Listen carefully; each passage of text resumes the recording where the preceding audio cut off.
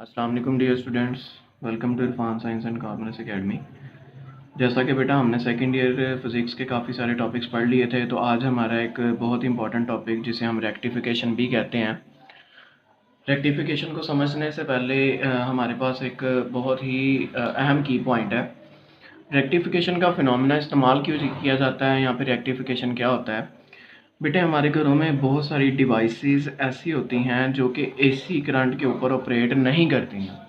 तो उन डिवाइसेस को जो सिर्फ एसी करंट पे ऑपरेट नहीं करती बल्कि डीसी करंट यानी डायरेक्ट करंट पे ऑपरेट करती हैं, तो फिर हमें क्या एक ऐसे इंस्ट्रूमेंट्स की ज़रूरत थी जो कि क्या करता, एसी करंट को डीसी करंट में चेंज कर देता, क्योंकि हमारी जो मेन पावर सप्लाई होती है वो अल्टरनेटिंग करंट में होती है। इसकी बेहतरीन मिसाल जो है वो हमारा बहुत सारी डिवाइसेस हैं। फॉर एग्ज़ाम्पल जैसा कि हमारे पास मोबाइल फ़ोन का चार्जर ही है, उसमें भी क्या होता है कि हमारी जो आउटपुट इस्तेमाल होती है वो सारी की सारी किस्में होती है डायरेक्ट करंट में इस्तेमाल होती है। मींस कि उसमें एसी करंट इस्तेमाल ही नहीं होता। तो फिर हमें किसी ऐसे इंस्ट्रूमेंट की ज़रूरत थी जो क्या करता, एसी करंट को डायरेक्ट करंट में चेंज करता। तो हम इस्तेमाल करते हैं कैसे ऐसे इंस्ट्रूमेंट का जो कि क्या करता है, एसी करंट को डीसी करंट में चेंज करता है, और वो इंस्ट्रूमेंट क्या कहलाता है, रेक्टिफायर कहलाता है। और ये सारा फिनोमिना जिसमें हम क्या करते हैं, डायरेक्ट करंट को अल्टरनेटिंग करंट को डायरेक्ट करंट में चेंज करते हैं, वो क्या फिनोमिना क्या कहलाता है, रेक्टिफिकेशन कहलाता है। इसकी डेफिनेशन है, the process during which we convert the AC current into direct current is called rectification. कोई भी ऐसा प्रोसेस जिसमें हम क्या करते हैं, अल्टरनेटिंग करंट को डायरेक्ट करंट में चेंज करते हैं, वो प्रोसेस क्या कहलाता है, रेक्टिफिकेशन। और जो इंस्ट्रूमेंट इस अमल के दौरान इस्तेमाल किया जाता है वो हमारे पास क्या कहलाता है, रेक्टिफायर कहलाता है। बेटा रेक्टिफिकेशन एक ऐसा प्रोसेस है जिसमें हम डायरेक्ट एसी अल्टरनेटिंग करंट को डायरेक्ट करंट में चेंज करते हैं। अब इसकी दो टाइप्स हैं। एक हमारे पास है जी हाफ वेव रेक्टिफिकेशन, एक हमारे पास है हाफ वेव रेक्टिफिकेशन, और दूसरी है हमारे पास full wave rectification. Half wave और फुल वेव रेक्टिफिकेशन में क्या होगा, हाफ इसके नाम से जाहिर हो रहा है, इसमें हमारे पास जो आउटपुट आएगी, हम चूँकि इनपुट उसे कंप्लीट देंगे लेकिन जो आउटपुट हमारे पास आएगी वो कैसी होगी, हाफ होगी। और फुल वेव में हमारे पास जैसे जितनी हम उसको इनपुट देंगे उसी लिहाज से हमें फुल की फुल आउटपुट मिलेगी। तो हम अपने टॉपिक से शुरू करते हैं। हमारे पास सबसे पहले है हाफ वेव रेक्टिफिकेशन। इसको एक डायग्राम से समझते हैं। मैं सपोज़ करता हूँ ये मेरे पास एक सर्किट है, इसमें हमने सेमीकंडक्टर डायोड लगाया हुआ है। जैसे ये इसका पी टाइप है और ये इसका एन टाइप जंक्शन है। हमने क्या किया, एक अल्टरनेटिंग करंट इसको प्रोवाइड किया। अल्टरनेटिंग करंट में आपको पता है कि जो हमारे पास इस लाइन से ऊपर वाला जो पार्ट है सारा वो पॉजिटिव साइकिल में कंसिडर किया जाता है, और इससे जो नीचे वाला साइकिल है वो नेगेटिव में कंसिडर किया जाता है।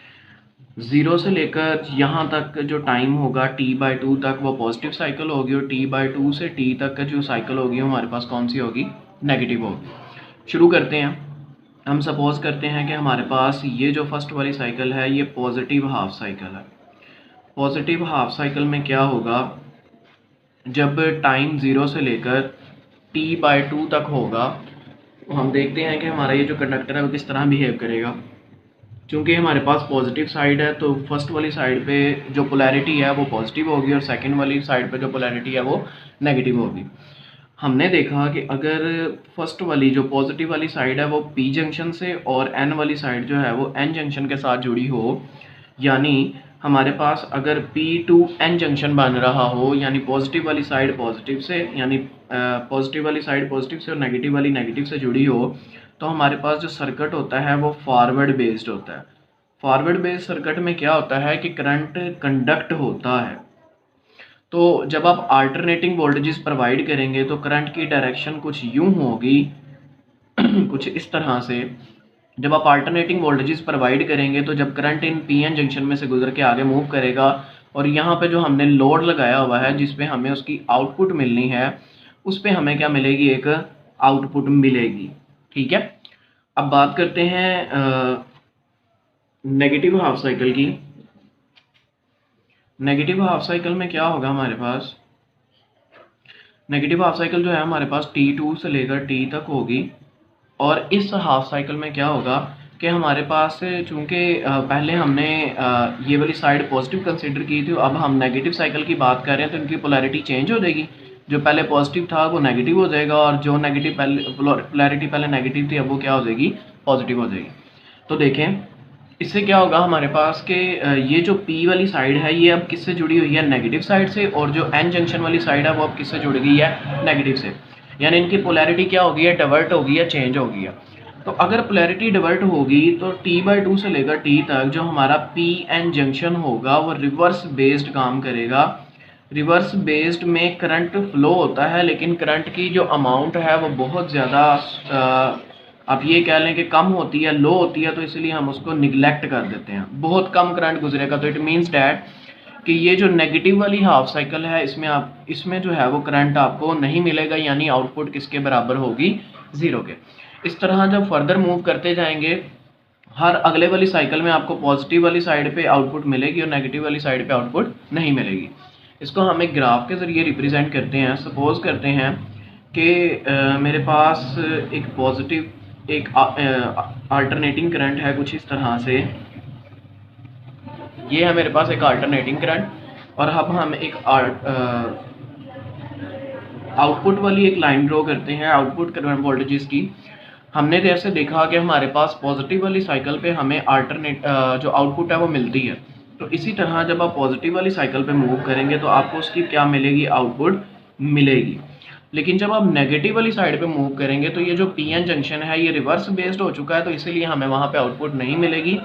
तो हम कह सकते हैं कि इस वाले साइकिल में, नेगेटिव हाफ साइकिल में जो करंट होगा या जो आउटपुट होगी वो किसके बराबर होगी, ज़ीरो के बराबर होगी। इस तरह फर्दर जब फिर पॉजिटिव होगा तो हमें क्या मिलेगी, एक साइकिल मिलेगी और आउटपुट के तौर पर हमें एक वैल्यू मिलेगी। तो इस तरह क्या होता है कि जब पॉजिटिव साइकिल आती है तो करंट फ्लो करता रहता है, और जब नेगेटिव वाली साइकिल आती है तो हमारे पास जो आउटपुट होती है वो ज़ीरो के बराबर हो जाती है। ये फिनोमिना क्या कहलाता है, हाफ वेव रिएक्टिफिकेशन कहलाता है। अब हम फुल वेव रेक्टिफिकेशन की तरफ मूव करते हैं। फुल वेव रेक्टिफिकेशन के लिए मैं रेक्टिफायर ब्रिज का इस्तेमाल करता हूँ। इसकी कंस्ट्रक्शन भी बिल्कुल सिंपल है, जैसे हमने हाफ वेव रेक्टिफिकेशन पढ़ी है। इसमें देखें हमारे पास ब्रिज की एक फॉर्म है जिसमें हमने डायोड्स लगाए हुए हैं। ये वाला डायोड मेरे पास D1 है, ये D2, ये D3 एंड D4।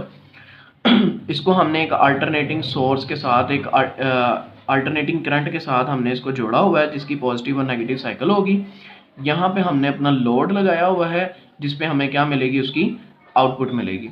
अब देखें ये सारा सर्किट वायर्स के साथ जुड़ा हुआ है, इट मीन्स डैट। और यहाँ पे देखें आपको एक बैंड नज़र आ रहा है। बैंड का मतलब होता है ये वायर इसके साथ जुड़ी नहीं हुई बल्कि ये वायर अलहदा से है। सेम बेटा जैसे हमने फर्स्ट वाले में पढ़ा, इसकी भी दो साइकिल्स होंगी, एक पॉजिटिव हाफ साइकिल होगी और एक पॉजिटिव हाफ साइकिल होगी, और दूसरी हमारे पास होगी इसकी negative half cycle. Positive half cycle आपको पता है 0 से लेकर T/2 तक होती है। अब पॉजिटिव हाफ साइकिल में देखते हैं क्या होता है। पॉजिटिव हाफ साइकिल हमारे पास ये वाली है। जब हम अल्टरनेटिंग करंट को पॉजिटिव साइकिल प्रोवाइड करेंगे तो यहाँ पे पोलैरिटी पॉजिटिव होगी और ये वाली साइड पे नेगेटिव। तो इससे देखें क्या होगा, जब करंट यहाँ से फ्लो करता हुआ मूव करेगा, ये पॉजिटिव साइड से जुड़ा हुआ जंक्शन और ये वाला जंक्शन नेगेटिव साइड से जुड़ा। इट मीन्स डैट कि यहाँ पे जो पोलैरिटी होगी वो कौन सी होगी, फॉरवर्ड बेस्ड होगी। फॉरवर्ड बेस्ड होगी तो करंट यहाँ से मूव करता है, लेकिन जब यहाँ से मूव करेगा ये वाली साइड N टाइप नेगेटिव है और P टाइप पॉजिटिव हो गई है। सॉरी, N टाइप पॉजिटिव हो गई है और जो P टाइप है वो नेगेटिव हो गई है। तो इस केस में जो करंट फ्लो नहीं करेगा तो ये वाला रास्ता क्या हो जाएगा, ब्रेक हो जाएगा। हम सपोज करते हैं ये रास्ता ख़त्म हो गया। अब यहाँ पे देखें ये वाली साइड नेगेटिव है और नेगेटिव वाली साइड किससे जुड़ी हुई है, यहाँ पे देखें P टाइप नेगेटिव से जुड़ा हुआ है और N टाइप पॉजिटिव से जुड़ा हुआ है। तो ये वाली साइकिल भी हमारे पास, ये वाला पाथ भी क्या हो जाएगा, ख़त्म हो जाएगा। यहाँ पे देखें N टाइप नेगेटिव से जुड़ा हुआ है और P टाइप जो है वो किससे जुड़ा हुआ है, पॉजिटिव से। तो ये वाला जो रास्ता है वहाँ पे करंट क्या होगा, फ्लो होगा। तो देखिए करंट के गुजरने के लिए रास्ता है, करंट यहाँ से मूव करता हुआ यहाँ पे जाता है और देन जो है वो यहाँ से मूव करता हुआ दोबारा से कहाँ पे आ जाता है, सर्किट में आ जाता है। तो जब हम पॉजिटिव हाफ साइकिल में मूव करते हैं तो पॉजिटिव हाफ साइकिल में जो हमारे पास जो डायोड है D1 और जो डायोड है D3 वो बिहेव करते हैं एज अ फॉरवर्ड बेस्ड, और जो हमारे पास डायोड्स हैं D2 एंड D4 वो बिहेव करते हैं रिवर्स बेस्ड। तो फॉरवर्ड में करंट बहता है और रिवर्स में करंट नहीं बहता। तो इससे देखें हमारे पास क्या हो रहा है, अल्टरनेटिंग करंट की हमें एक आउटपुट मिल रही है। अब हम नेगेटिव हाफ साइकिल की तरफ मूव करते हैं। नेगेटिव हाफ साइकिल में आपको पता है जो करंट की वैल्यू होती है T/2 से लेकर T तक होती है। इसमें देखें जब आप नेगेटिव करंट प्रोवाइड करेंगे यानी ये वाली साइड करंट की, तो इससे पोलैरिटी चेंज हो जाएगी। ये वाली साइड अगर पहले पॉजिटिव थी तो अब वो वाली साइड क्या हो जाएगी, नेगेटिव, और ये वाली साइड क्या हो जाएगी, हमारे पास पॉजिटिव हो जाएगी। अब देखें जो हिस्सा पहले करंट को मूव करवाने में या करंट की कंडक्शन में पार्ट ले रहा था डायोड, अब वो हिस्सा नहीं लेगा। सपोज ये वाला पार्ट पॉजिटिव है और ये वाला नेगेटिव है, जबकि हमारे पास यहाँ पे पोलैरिटी नेगेटिव है, तो पॉजिटिव नेगेटिव से जुड़ा होगा तो ये वाला हिस्सा क्या हो जाएगा, खत्म। ये वाला रास्ता देखें, इसमें एन टाइप नेगेटिव से जुड़ा हुआ है, पी टाइप किससे जुड़ा हुआ है, पॉजिटिव से, तो यहाँ से करंट फ्लो करेगा। अब यहाँ पे देखें एन टाइप जो है वो हमारे पास नेगेटिव से जुड़ा हुआ है, पी टाइप पॉजिटिव से जुड़ा हुआ है, तो ये वाला पार्ट भी हमारे पास क्या हो जाएगा, खत्म हो जाएगा। ये वाला रास्ता भी हमारे पास क्या है, खत्म हो गया। ये देखें ये वाली साइड जो है पॉजिटिव से जुड़ी हुई है और ये वाली जो एन टाइप है वो हमारे पास किससे जुड़ी हुई है, नेगेटिव से। तो इट मीन्स डैट करंट यहाँ से भी क्या करेगा, फ्लो करेगा। तो जब हम ब्रिज वाले इस केस में भी देखें कि हमारे पास जो डायोड्स हैं, हम सपोज करते हैं ये D1 है, ये D2 है, ये D3 है और ये D4 है। अगर D1 और D3 पहले फॉरवर्ड बेस्ड थे तो अब D1 और D3 क्या होंगे, रिवर्स बेस्ड होंगे, और D2 और जो D4 है वो हमारे पास क्या होंगे, फॉरवर्ड बेस्ड होंगे। तो आप देखिए पॉजिटिव हाफ साइकिल में भी हमारे पास कुछ डायोड्स फॉरवर्ड बेस्ड हैं और नेगेटिव हाफ साइकिल में भी हमारे पास कुछ डायोड्स जो हैं वो क्या हैं, रिवर्स फॉरवर्ड बेस्ड हैं। अगर हम इसको ग्राफ की मदद से रिप्रेजेंट करें तो तब भी पॉजिटिव हाफ साइकिल में भी आउटपुट मिलती है और नेगेटिव हाफ साइकिल में भी हमें क्या मिलती है, आउटपुट मिलती है। इसको हम ग्राफ की मदद से रिप्रेजेंट करते हैं। सपोज करते हैं कि ये मेरे पास एक अल्टरनेटिंग करंट है। अब देखिए जब पॉजिटिव हाफ साइकिल हुई थी तो डायोड्स फॉरवर्ड बेस्ड थे, फॉरवर्ड बेस्ड होंगे तो करंट फ्लो करेगा। It means that positive half cycle में हमें क्या मिला, करंट मिला। जब नेगेटिव हाफ साइकिल हुई है तब भी कुछ ना कुछ डायोड्स जो थे वो फॉरवर्ड बेस्ड थे, तो तब भी हमें क्या मिलेगा, करंट मिलेगा। ठीक है, यानी करंट का लॉस नहीं होगा इस केस में।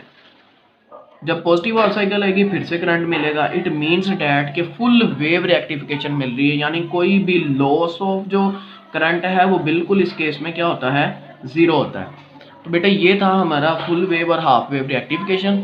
हाफ वेव में जो हमें रेक्टिफिकेशन मिलती है या जो आउटपुट मिलता है वो हाफ होता है। हाफ वेव में हमें आउटपुट मिलती है और हाफ वेव में हमें आउटपुट नहीं मिलती, जबकि फुल वेव में आपको नज़र आ रहा होगा पॉजिटिव हाफ साइकिल में भी हमें आउटपुट मिलती है और नेगेटिव हाफ साइकिल में भी हमें आउटपुट मिलती है। तो इस केस में जो एनर्जी का लॉस होता है वो बिल्कुल ज़ीरो होता है। तो ये था हमारा आज का टॉपिक। अगर आपको इसको समझने में कोई भी डिफ़िकल्टी हो रही होगी तो आप कमेंट करके दोबारा पूछ सकते हैं। Thank you for watching this video. Take care. अल्लाह हाफ़िज़।